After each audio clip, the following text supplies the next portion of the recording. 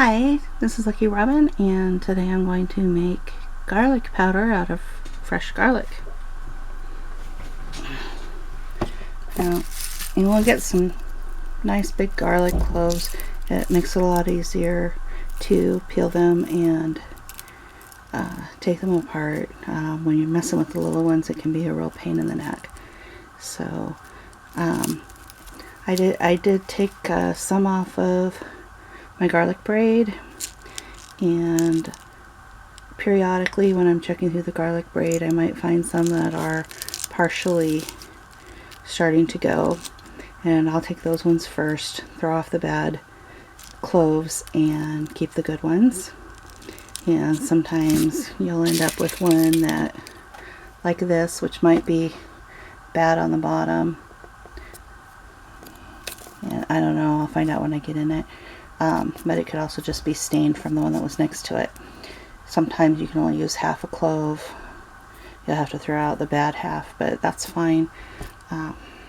It doesn't cause any damage. You just need to make sure you get enough of the fresh. Like on this clove, if this is all bad, I'd probably just cut it here and just use the tip on this one. But regardless, most of the heads I have here are really nice. So you want to get in here and get down in the paper a bit and pull these things apart. If you've never done this before, obviously it's not hard. You just got to get, when they're tightly packed like this, you just need to make sure you get your fingers in there so you can pull them off easily.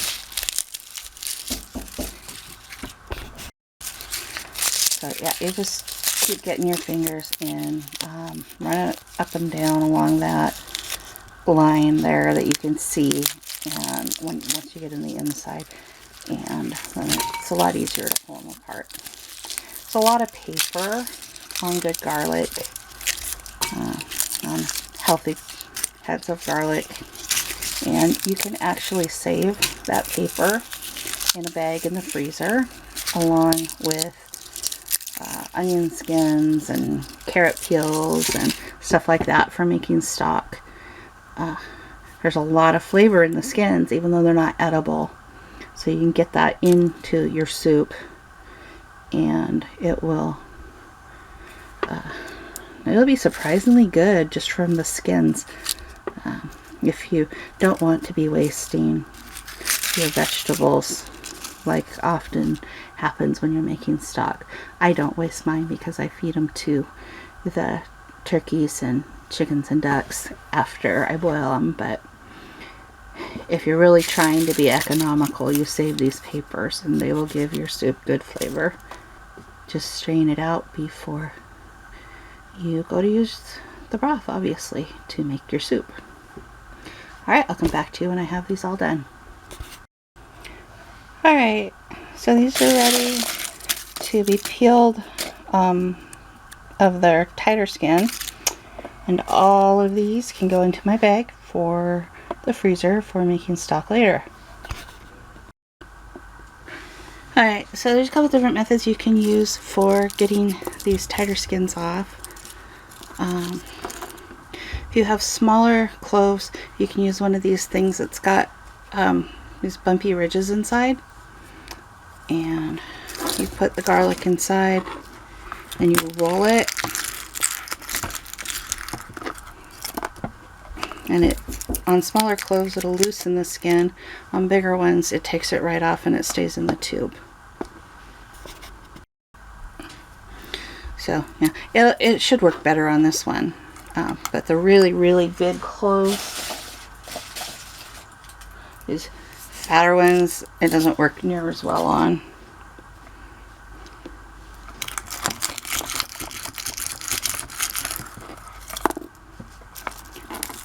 Now,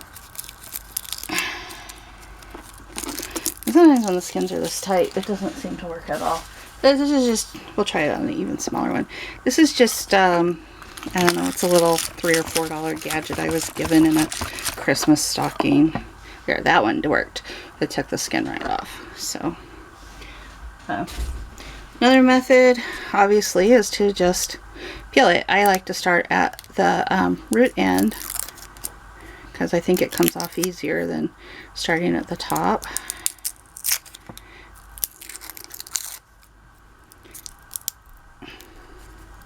It always seems like it wants to stick to the top a lot more. And then there's always this method, let's do it on this one, of cutting it in half so that you can easily grip the paper and pull it right off.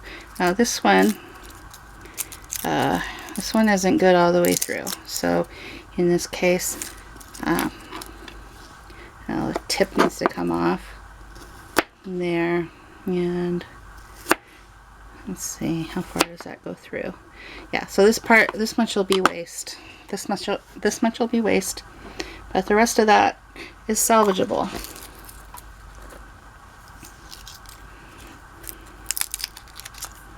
And that one, not as much.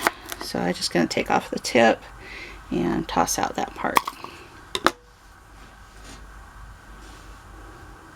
But if you want to, you can peel from the top too. But like I said, it's a lot harder to get it to come off when the skins are this tight. So I will revert to doing it this way.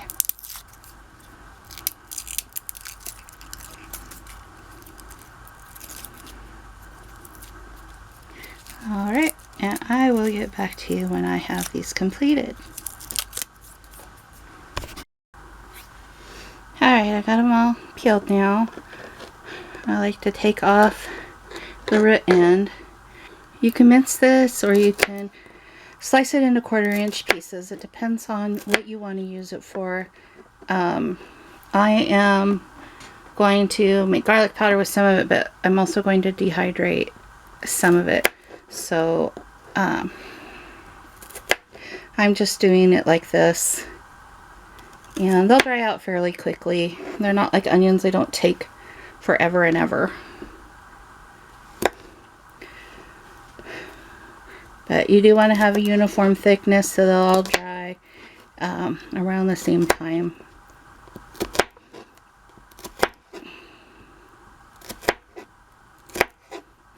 Now you can also put this through a food processor. That's probably the easiest way, but you're gonna end up losing a lot of the garlic's juice, a lot more than just cutting it would. And even though you're dehydrating,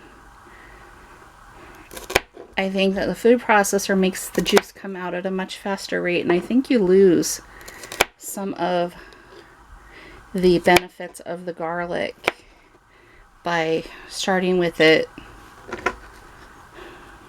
with so much of the juice gone.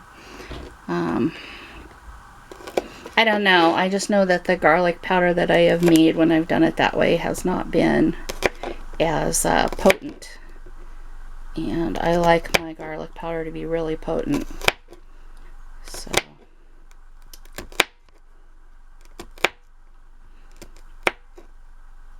one of the easier ways to do all of this is to get a bag of pre-peeled garlic from Trader Joe's or Costco or whatever place near you happens to have pre-peeled garlic cloves.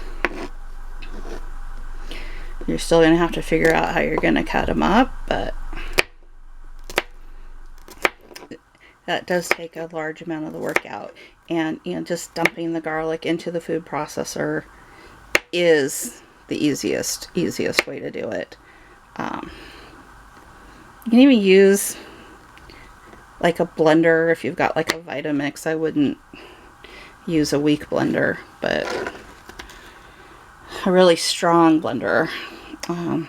But you don't want to puree it, of course. You just want to get it chopped up. So food processor would be better than a blender. But if you really just don't want to take the time to cut this up, then cut that bad spot out.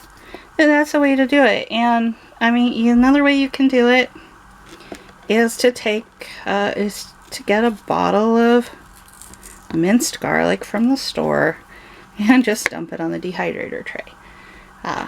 But when it's that small, you gotta, well, regardless of whether it's small or not, with garlic, you gotta put down wax paper or parchment paper on your trays, or you will end up with stickiness that is really, really hard to get off your trays. When I have done it before, the first time I did it, I did not line my trays, and I washed them 5 or 6 times. They were still sticky. They still smelled like garlic and onion. And basically the only thing I could do to get it off was go to the liquor store, buy some Everclear, and soak it in that. So, and they do not like to sell you Everclear, even though they carry it. They don't like to sell it to people. So it is just not worth the hassle. Alright, I'll come back to you, and this is ready to go on the trays. Alright, my garlic is done, and I just have to lay it out on my parchment lined dehydrator trays. And just want a single layer so that it'll all dry evenly.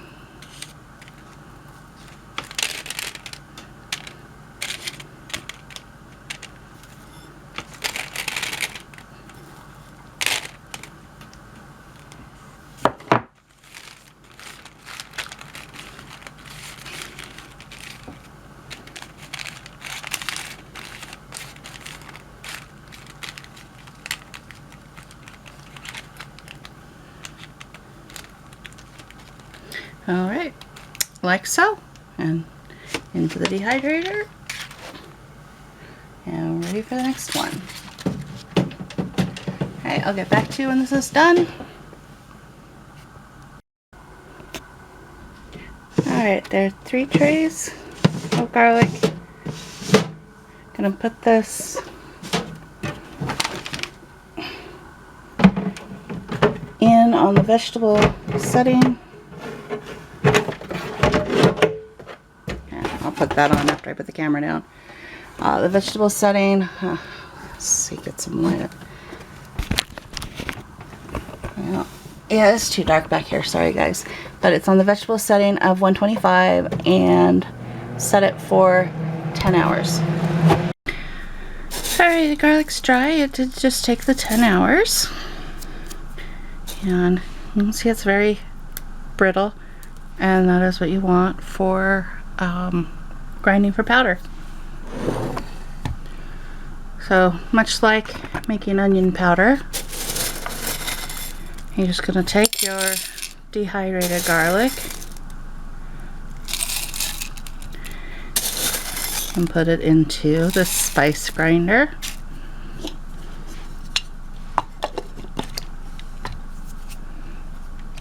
And pulse.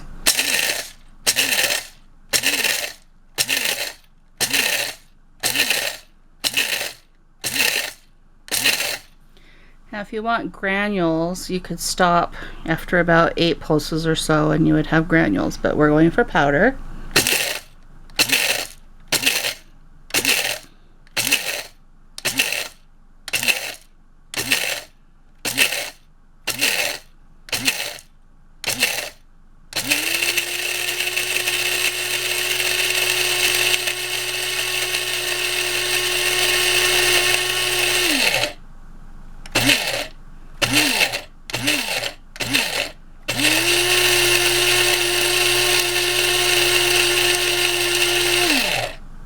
Okay, now remember, this is probably gonna come up a big puff of dust.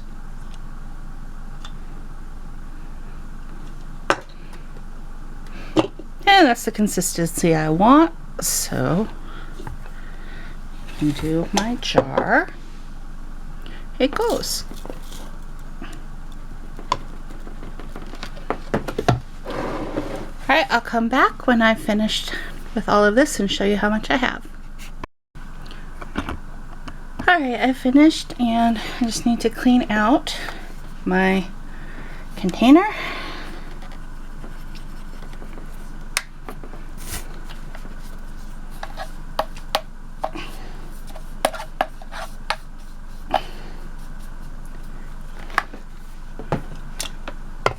And the lid. And there will be quite a bit in your lid, in your container, that doesn't come out when you dump it. Probably anywhere from half a teaspoon to a teaspoon's worth.